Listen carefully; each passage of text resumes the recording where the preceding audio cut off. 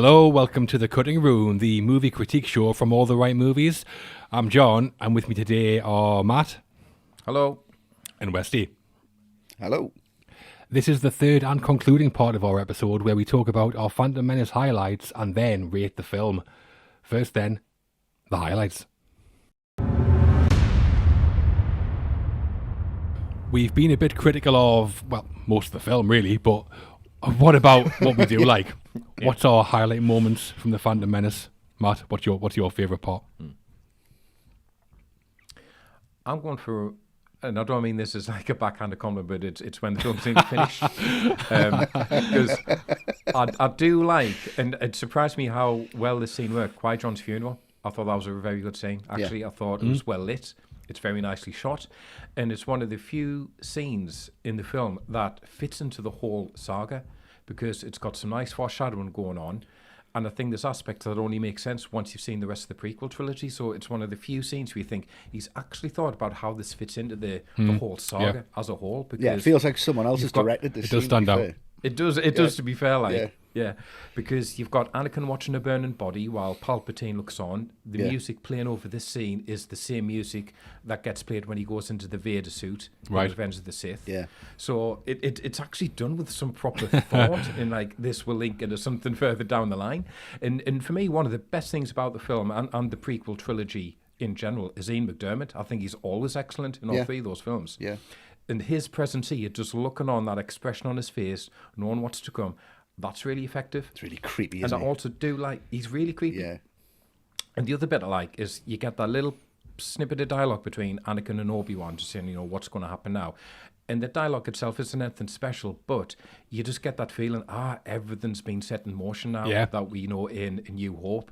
And it just clicks, it just feels right for the first time. So, I mean, I could do without Yoda in Mace Windu just because when Yoda says there's always two, the Master and the Apprentice, Windu says, but which was destroyed, the Master or the Apprentice? I think you don't need the second bit. That's like over-egging the pudding. We understand that. Just say which was destroyed. That's much more ominous. Don't explain it. So, that bit I don't like. But in general, I think the scene really works. And actually, I think this is where the film should end. Like that slow pan across the Palpatine. Boom, there's your Phantom Menace straight into the credits. Yeah. I think you're right. I think this scene is the one that feels the most like Star Wars in terms of the original trilogy. It feels like you're in the same world for probably the first time. It's quite a good story as well around Qui-Gon's death, where, again, this is indicative of the general lack of thinking things through on the film. The soundtrack for The Phantom Menace was released a few weeks before the film came out, and on the soundtrack, track 14 is called The Appearance of Darth Maul, track 15 is Qui-Gon's Noble End, and track 16, Qui-Gon's Funeral. So all right, you just told us what happens at the end of the film then, and just change the titles, surely. But that's just indicative of all of it. That came out before the film. Yeah. Crazy. I mean, the highlight for me, I'm going to talk about the pod race, the kind of Star Wars version of a 50s drag race, basically. Before I do, though, I've got another question for you. So, just before the pod race, Qui-Gon makes a bet with Watto to get Anakin released. Can anybody, please explain that bet to me? It's the most complicated bet I've ever heard in me life. It boxes me brain listening to that bet. If he loses, you get the ship. If he wins, we get the ship, and you're going to win either way. There's about 4 different bets going on. It's ridiculous. Get him on party power. But the pod race, I think the pod race is brilliant, to be honest. The CGI, that still looks great now. I think the sound design is excellent on it as well. It has a story, the pod race, where Sebulba's the bad guy. I like Sebulba. And Anakin has to overcome some problems along the way. And the pacing of it, I think it's a pretty perfectly made action sequence.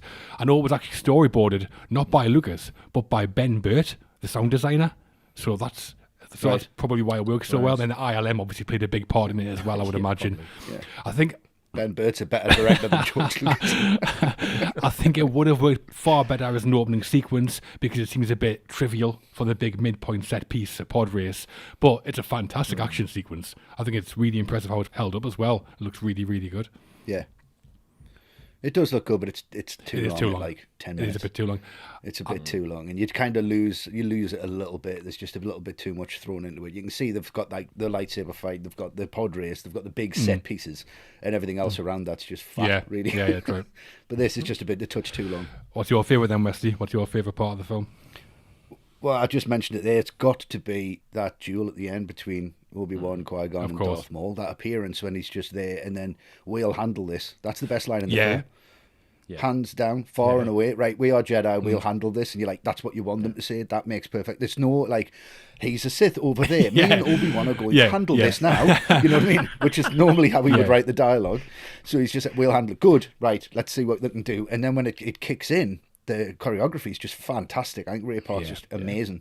And I know when they had the original double-sided lightsaber, which came from the 1996 comic book series Tales of the Jedi Sith War. Lovely. So it came out in 96. So like, they borrowed that from that. So why not borrow storylines and character arcs from all this stuff instead of, a cool lightsaber? But when they built the original one, it had the same hilt as a normal single-bladed lightsaber. And then Ray Park got it and said, that's not going to work. He's probably the only person who said anything to George Lucas and said it's not going to work, and it got changed. And then it came back with that longer version with the two sides, just so he could spin it around and make sure that the blades would miss him when he was spinning. But I love it. I think it's a wonderful piece of action cinema. I think it's great. I think there's some decisions that are just a bit mental that you watch it that many times. I mean, my son absolutely loves it. He just watched that over and I over, did as and well, over again. yeah. When Darth Maul uses the Force, to open the door and the coolest box thing flies, ever. it's just really badass. And you just say, right, well, there could be some really interesting, what powers do the Jedi have? We've seen them run fast, we've seen them jump high, we've seen them use Force pushes, and it doesn't really come across like that. It could have been like the high speed thing, could have been Obi-Wan. I mean, imagine him just gearing up to do it and runs super fast, and then it goes into like slow motion, and he's running fast. But Darth Maul can counteract that with the Force, and he holds him back while he kills Qui-Gon. That would be amazing, massive. And it's just been like, well, it's counteracted because Obi-Wan's an apprentice, and this guy's a master Sith, and he's just like, he gets them at every turn. Qui-Gon gets stabbed, but then he could fight on. It could have real emotion in that. And he's not supposed to. Why does he kill Darth Maul? Ridiculous. Why? He's one of the coolest characters that I've seen, and it's just stupidity. You could have set that up for so much more. There could have been loads of them. They could all have looked like that. Not just one of them, but there could have been like 3 or 4 of them, like different colours. Would have been fucking excellent. But it's just so many good ideas that he just doesn't execute very well. But this, I think he really does. Oh, there's that bit when they first run in, and Darth Maul's just standing on that ledge, and they're just like, they look at him, just a backflip over. And then they jump over as well. But they could just walk round if you watch it. It's a little, they could just walk round. Doesn't need to do a backflip over there.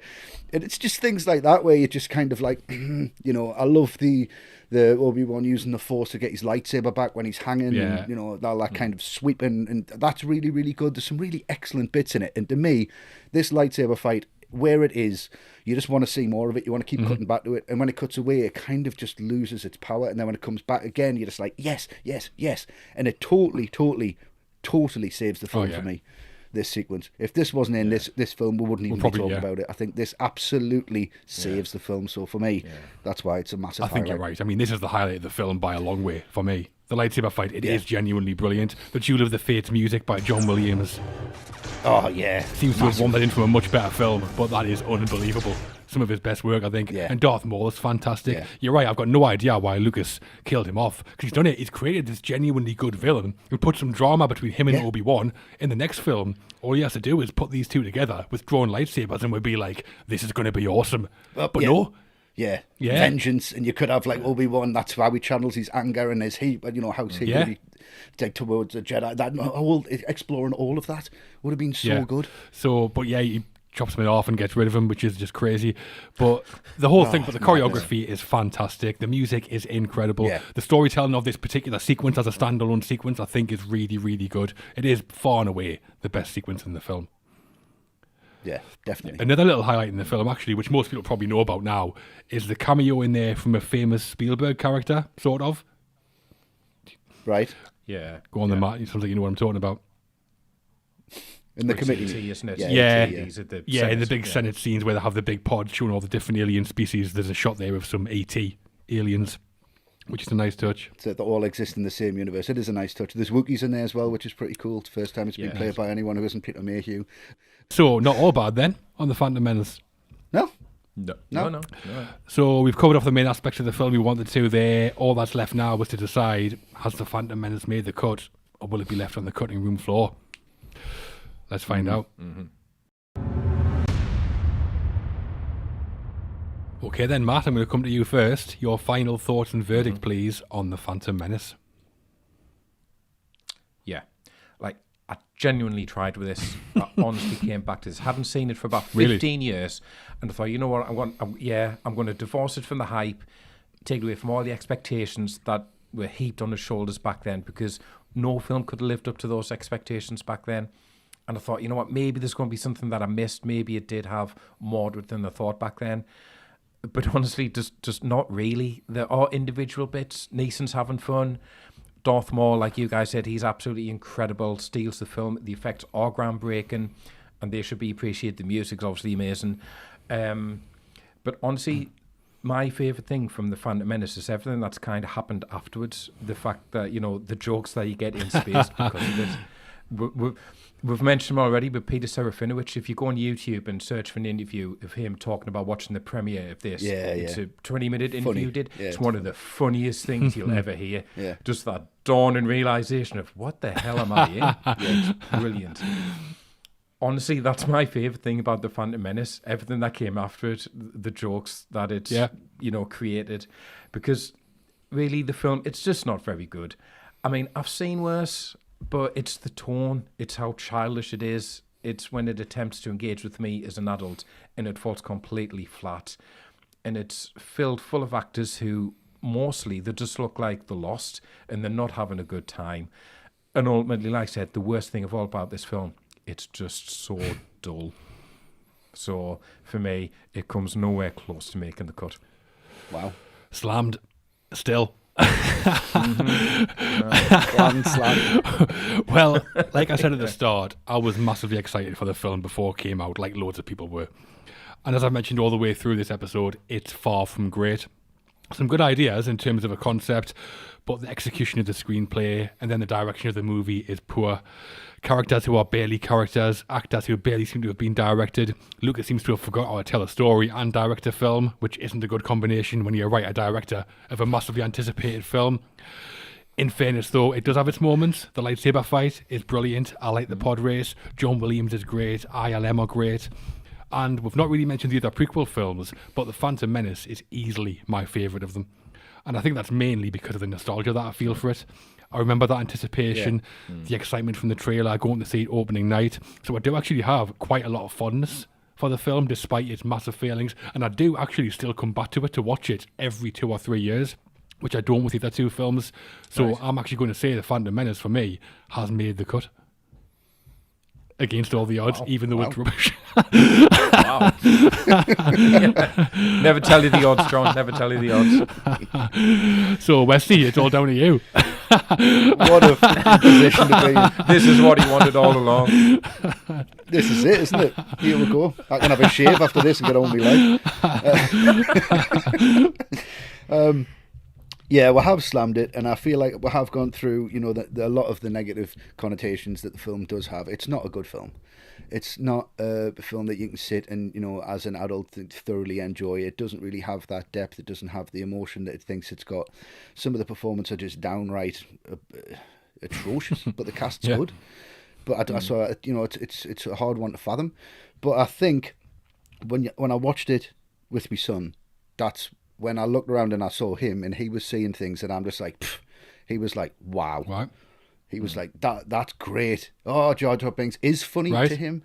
You know what I mean? There's some, and I was listening to it and I was watching it and I was making notes, and there is some stuff in here that is incredibly, you know, positive messages, you know, about, you know, believing in yourself and, you know, staying in the moment and don't let you know, don't think too much about the future, which is what he says to Obi-Wan, just stay in the moment where you need to be.